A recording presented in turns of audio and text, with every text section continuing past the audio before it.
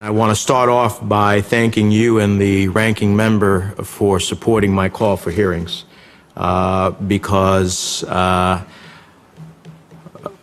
of the concerns and reservations that Senator Cardin has expressed are mine and beyond. Mr. Chairman, I'd like to consent to enter some background documents on Malaysian trafficking into the record, one from the Malaysian Bar Association, one from the international NGO Verite, and one from the United Nations. Without objection. Mr. Chairman, in the State Department's own words, the Trafficking in Persons report, quote, is the U.S. government's principal tool to engage foreign governments on human trafficking. We are here today because the integrity of this year's report has been called into question, and that means our nation's commitment to our most fundamental principles has been called into question.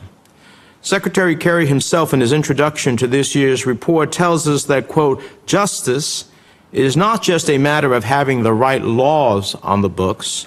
We have to back those words with resources, strategies, and actions that produce the right results. And that is true here. And that should be our aspiration for the countries in the report. Sadly, I'm convinced that this year we have not met that standard. Under your leadership, Mr. Chairman, human trafficking was one of the very first issues that we tackled, one of our first hearings, the first comprehensive piece of legislation reported from this committee. It demonstrated that it would be a priority for us, and I salute you for that.